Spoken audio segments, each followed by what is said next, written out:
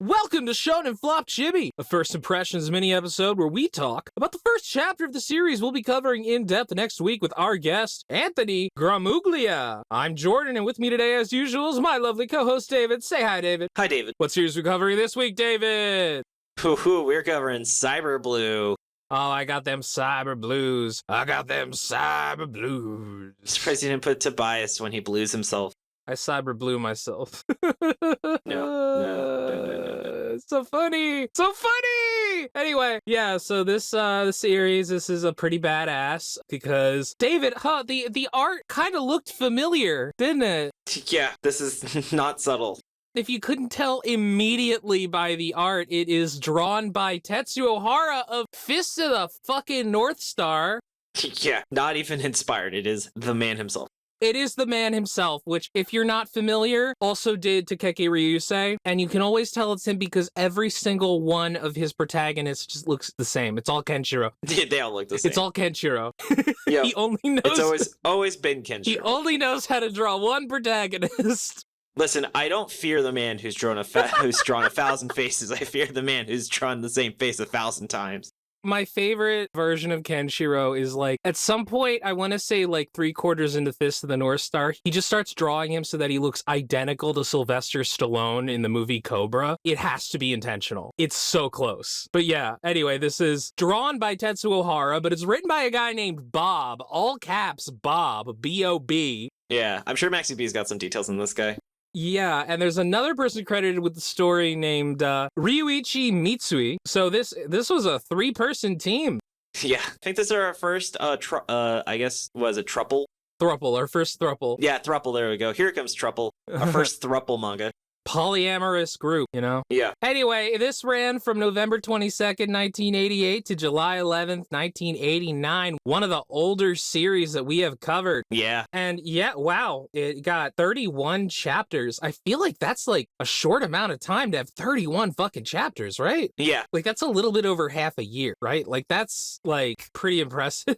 Yeah, it's very impressive. But yeah, let's get into the fucking plot summary of this fucking badass banging fucking manga.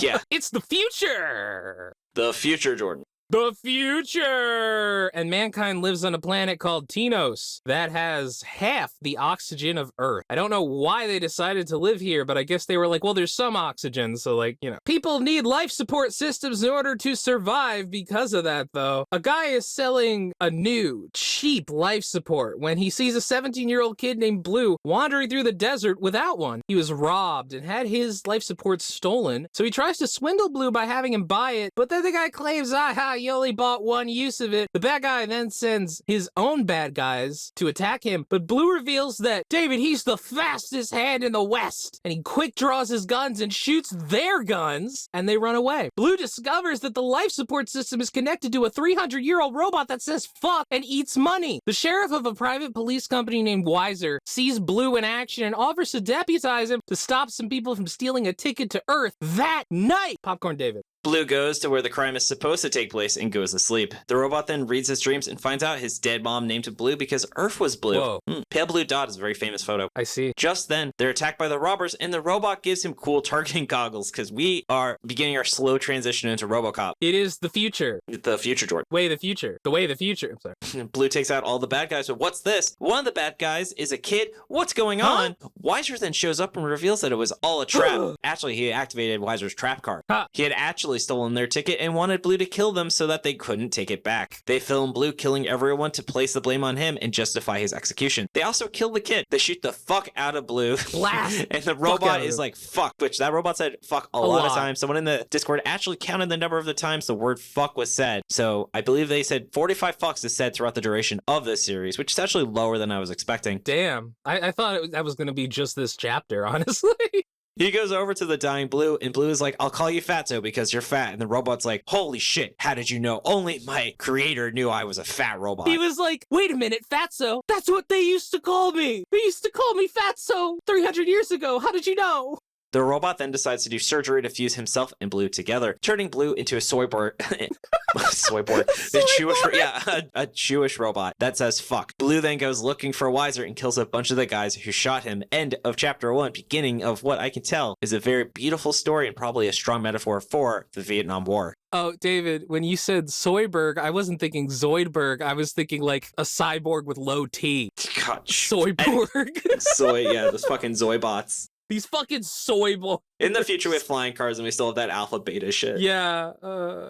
Anyway, Jordan, what were your first impressions of this besides the spoiler alert that we liked it?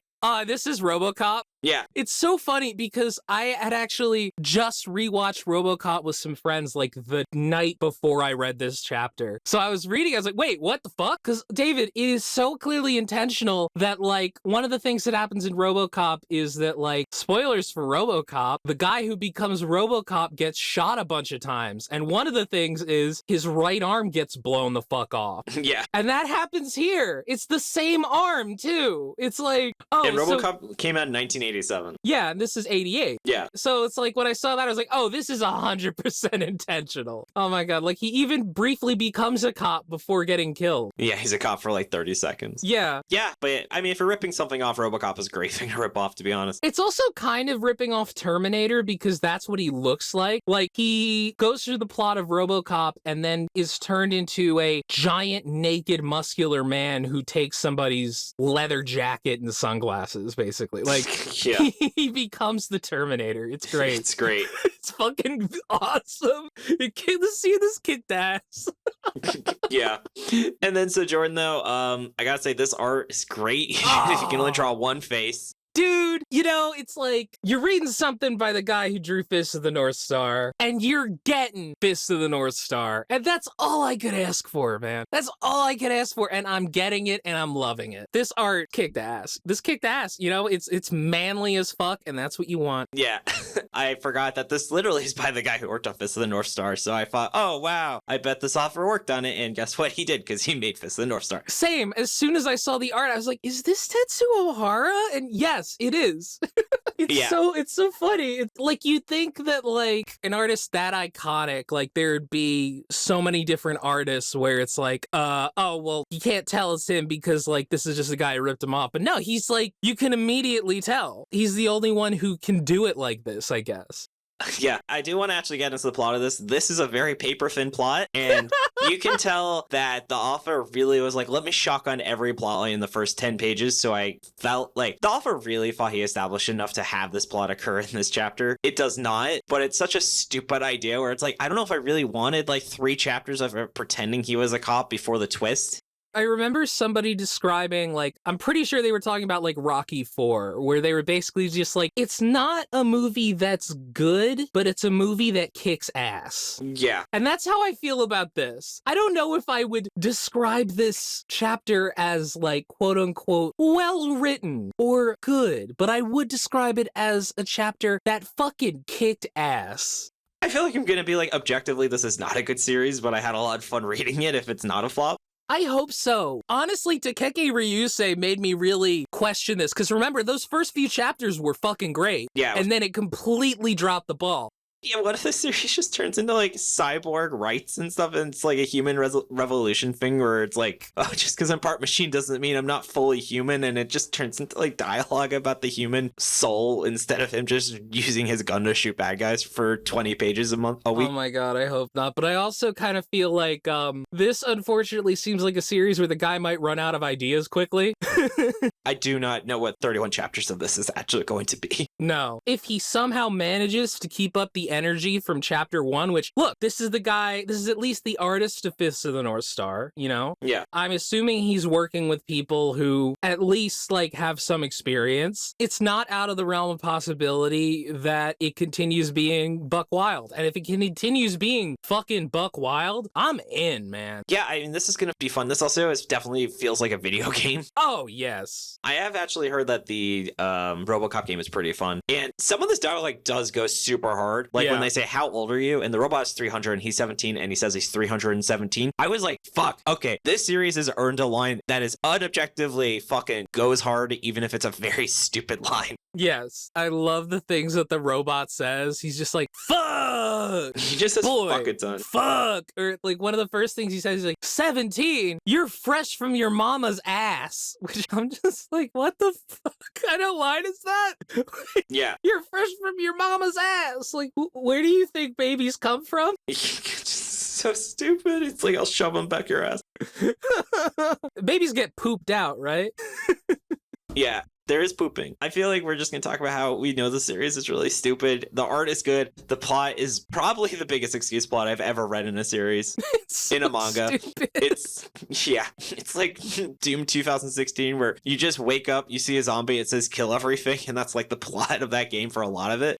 Oh my god, Doom 2016 has the best intro ever where like it just a screen pop up that starts giving you exposition and then Doom guy just grabs it and rips it apart and throws it away because he doesn't need it. Yeah, he breaks a lot of computer screens in that game. Fucking awesome. Oh, maybe we should have him with Doom Guy since you said you're already doing RoboCop for the chibi art. Aw, hell yeah. All right, I feel like you'll have fun. I'll leave this to you to figure out what art you want to do. Yeah. Anyway, I also like how his face changes a little bit post-surgery. They do show it, but I thought that was just a nice subtle detail. Yeah. To make him look even more like Kenshiro. And so, Jordan, I think Slam Dunk, we would both definitely read our 10 chapters of this. Yes, fucking ruled, man.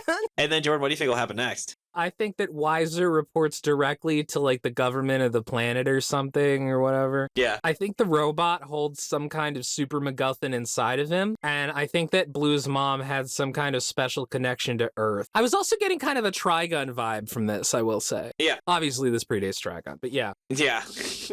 I need to rewatch the new Trigun. I've never seen it. I mean, I've seen the old one. I read the old one, obviously, but like I didn't see the new one. Yeah, I heard it's like a remix. Ooh. So they changed, like the plot has changed a bit. Anyway, I think he's going to save some generic girl that has minimal personality because in 1988 they hadn't made female characters with personalities in Shonen Jump yet. Oh, especially not the guy from Fist of the North Star. Yeah. I think Earth is just as fucked as this planet. Yeah. And I think the main character dies at the end, probably as his body is slowly falling apart during his wave of revenge. Mm-hmm. Kind of like the end of, what's that Jason Statham movie that has the greatest scene in cinematic history? Crank? Crank, yeah. Where, do you know what's the best scene in probably the greatest cinematic scene of all time from Crank? No, I don't know what you're talking about. It's when they're removing his body parts and the doctor is about to amputate his penis. And he goes, no fucking way. And he wakes up. He wakes up in a station, starts killing all the doctors. And I was like, this is the best fucking movie ever made. All right. So, Jordan, your power word? Why don't you say your power word, Bert? Fuck. Yeah. Oh, yeah. It goes with yours. Yeah. Fuck yeah. And fuck yeah, we've got some questions from our patrons. Just a reminder, you can write your question in the Show No Flop Discord. We give priority to patrons, people who haven't asked a question before or haven't had a question answered in a long time. Starting from Redblade, if you could get the offer themselves as a guest on a relook episode, with the assumption they would be totally cool with it and not be too upset with critiques, which offer or series would you choose? So first, I'm assuming that we have already activated the thing from Undead Unluck that fuses all languages together. Yes, that's also part of it. Speak English. In which case, I would love to get the guy from Red Hood to just be like, hey, man, so what happened? Yeah, I also think Tricks dedicated to witches would be really cool to really learn more about why he felt like he had run out of ideas and like what he was planning. Because you can tell he still had a lot of stuff he wanted to do. He just, I guess, didn't want to keep working on the series. And also, I'd be really interested to see how, I think by Japanese culture, he had very progressive viewpoints on gender identity. Yeah. And I think he would definitely sound like a really cool guy to talk to, especially because we like the series, which definitely makes it easier to have the author on. And of course, Araki. Oh, fuck, we could have Araki. Yeah, for like PT and Bao and like, yeah. Yeah, we could also have Tageki, or not, We could have Tetsuo Hara. Yeah, so we could have him on too and be like, bro, what happened? Yeah. That was a really fun question, Redblade. From Weeboob's Ash, if you could pick a video game character to be a guest, who would it be and what series would they give not a flop? I think Doom Guy would give this series not a flop. Oh, yeah. That's why I put this question in so I could say that. Fuck, dude. Fuck, dude. Jordan's like, damn, that's really good. Fuck! My gut reaction was Solid Snake, but I don't know For what manga? I don't know. I don't know what he would say is not a flop. Just have Link and Gordon Freeman on and Was there anything we read that had boxes in it? Maybe. I don't know. Maybe he would like Zip Man. There you go. Have Solid Snake on Zip Man. Yeah, I'll have Optimus Prime on Zipman and just ask him, what was it like being in this manga? Okay, though Optimus Prime isn't really a true video game character. He's been in video games, David. Yeah, but you can say that about anyone. Solid Snake and Optimus Prime have been in a video game together, though. Yeah. I'll leave you to do some research on the circumstances that led to that. Which one is that? Was he in a... It's like a PS1 fighting game. Oh my god. Yeah, no, you're right. I'll have LeBron James on. There you go. And ask him about stuff. Yeah. I'll ask him about... Did we cover basketball? No, we didn't. We did an episode on basketball. Yeah, have LeBron James talk about the manga I wrote. Yeah, we'll have him talk about basketball, Grandma. We'll have him talk about Mitama Security. Yeah, now you're a basketball man. Yeah, now you are a good basketball. All right, moving forward from critical. I don't actually know, CT3LA, I'll assume it's. Have you played any of the flop manga sports since you read the manga? Or I guess, Jordan, since we don't really do sports, has your interest increased in any sport in a series we've covered? As I mentioned on Green Greens, it was the first time in decades that I had the urge to golf. Yeah, I would hit up some Topgolf after that. Yeah. So golf, I guess golf is the answer. So Jordan, the MMA didn't want to make you fight someone? I always want to fight someone, David. That's my secret, Captain. I love it. From Spubby, what series would you like to review for Shonen Flop that you can't due to the rules of the podcast? How it has to be less than 35 chapters, no anime, or no explicit content? Shit. This is a hard one, isn't it? This is a hard one, yeah. If you were to ask me to do a why you should read recommendation episode, I think the series on the highest on my list right now is The Bugle Call, because that is a really phenomenal series that I feel not enough people are talking about. Yeah. And so for reference, that's pretty much imagine Game of Thrones meets the X-Men, right? Doesn't that sound like a really cool idea? Yeah, no, it does. I don't know. It would be fun to talk about Mob Psycho, but I don't know. Yeah. I don't know. Get one on it. We could do Mashal again. Yeah, Mashal. We could do a full episode on Mashal. We did a full episode on Mashal. Yeah, but a full episode on Mashal. So read the whole series. The whole thing. Okay, yeah, no, I'm not doing that. No. Well, we're not doing any of these. Yeah, exactly. This is a hypothetical. That's why I said that. Yeah, we actually could do a full review of High School Family. That would be fun. Yeah. Our next question is also from CT3LA. Said, would you rather be able to unhinge your jaw like a snake or be able to spin your head all the way around like an owl? And now I remember why I include this question, because this was question number 6. And I was like, let's just answer this one because I don't know what to do with it. So, on one hand, being able to spin my head around, that'd be pretty cool, but I feel like if I could unhinge my jaw, it would help my TMJ. So, I would go with unhinging my jaw. I think unhinging your jaw, because I have unhinged my jaw several times, so it'd be great to not be fucked when I do that. So, I'll go with that. Yes, that's what I'm thinking. Yeah. Gives you immunity to that status condition. Yeah. Well, thank you everyone for your questions. Moving into shoutouts, I want to say you can support the show and get the best prices on manga at mangamart.com/shonenflop. MangaMart's a family-owned store offering 20% off manga with free shipping for over $100. That's mangamart.com/shonenflop, and you can find a link to it in our show notes. Jordan, I want to say thank you so much for all your hard work on the show. Thank you, David, for all the work that you do on the show. I also want to say thank you for that awesome cover art you've been doing for the Chibi episodes. Yeah, it's been fun. Thank you, Dylan, for assistance with editing. You can find his podcast, Anime Out of Context, at animeoutofcontext.com. Thanks to Tucker and MaxyBee for assistance with pronunciation, translation, other miscellaneous research. Thanks to Kalal for being our social media manager. Find us on Blue Sky/X at ShonenFlop, Tumblr Shonen-Flop, and our website, ShonenFlop.com. We're also on Spotify, Apple Music, YouTube, wherever else you get your podcast. If you want more weekly David and Jordan content, you can find us every Friday at the Chainsaw Minute, where we talk about the latest chapter of Chainsaw Man. Find it at csm.libsyn.com, wherever else you listen to Shonen Flop, and you can see Jordan and I slowly degrade as we continue to fight each other for the views. And come join the Shonen Flop Discord. As I mentioned, it's open to everyone. You do not have to be a patron. Come hang out with us, talk about anime, games, whatever else is on your mind. We have a manga book club, movie nights. Find a link to it in the show notes or on our site. And if you've been enjoying the podcast and want to help us keep going, subscribe to our Patreon at patreon.com/shonenflop. Along with that warm and fuzzy feeling of helping us out, you get access to our monthly bonus episodes, including the Shonen Drop, where Jordan and I look back at the previous month's episode and open the mystery box. Jordan, what was our mystery box for the month of February? David, for our mystery box for February, well, we counted down the Shonen Flop Major Arcana. And listener, if you don't know what the fuck that means, well, you should just listen. Yeah, even Jordan has to attest, that was actually a really fun mystery box. It was fun. All right, and Jordan, what was our major content? Well, David, we finally finished Hentai Kamen with Diego of Scoop and Shag. Yeah. He was just over at my house yesterday. Hell yeah. And then if that's not enough, other perks include picking a manga for us to cover in a main episode, episodes up to a week in advance, and behind-the-scenes content like our warm-up audio or recording notes. I want to read off some of our wonderful patrons. Starting with my wonderful wife, Rachel. I had someone at my D&D group say, hey, how's that girl you've been seeing? And I said, I've been married to her for a year, so it's going pretty well. Moving on down to our Ravioli tier, where you get weekly photos of my adorable goblin dog, Ravioli. She was trapped on the couch and didn't know how to get out, so she army crawled under the table so she could get out and get her toy. We have Chris, Eva, Jeanette Davis, Lady T, Matt, Scarlett, T, Tiffany, and Trevor. Moving on down to our King of the Force, we have 090Z, Bandit Stoof, My Brad, girlfriend. follow AOC on Blue Sky, Ivan, Jacob. AOOC. No, you should do both. You should do both, but it's AOOC. Ivan, Jacob, Justin, Kirbymon, Marty, Riley, Sarah, and Tommy Boy. And moving on down to our Galactic Ball Federation officers, we have a deep, sexy voice that says relax, a mid-sized sedan, Ages, Andrew Shep, Andy Silence, Angel, Aura, Baya, Blamamoo, Brandon M, Cole, David, Dennis, Don't Dox Me, Drago, Drew, Nigel, Fax, Flash Cardman, Funky Green, Hey Rem, Ian, Jason, Kalal, Keanu, King Salamander, Kino, just love how we have a patron named Kino, Lay, Liam, Maddie, Manly P. Hall, my dad, Matt, Maxie, Mecha Scott, Mike Carpenter, Obscure Reference. Jordan, you got one for us? Man, I'm thinking about getting a Life Lover tattoo. Resident Warhammer Nerd, Savia, Sybil, Silly Rookie, Simply for Senpai Ash, Staghorn, Taper Clip, Tucker Whatley, Vera T, Wright, Elysium, and ZZ Digital, and a big thank you to our Beast Children as well. Yes, thank you. I love you all very much. You're all my children. Jordan, anything you want to toss in? So hopefully by this time, the episodes of our podcast that have been uploaded to YouTube should be a little bit fancier than they used to be. So check them out, you know? Jordan's saying check out Shonen Flop.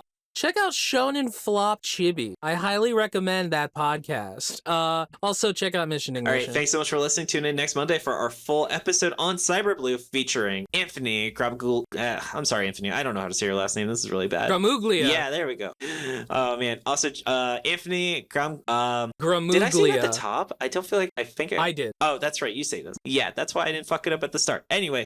This has been Jordan. This has been David. And you've been listening to Shonen Flop. David, say it. Keep on flopping, floppers. Bye. Bye.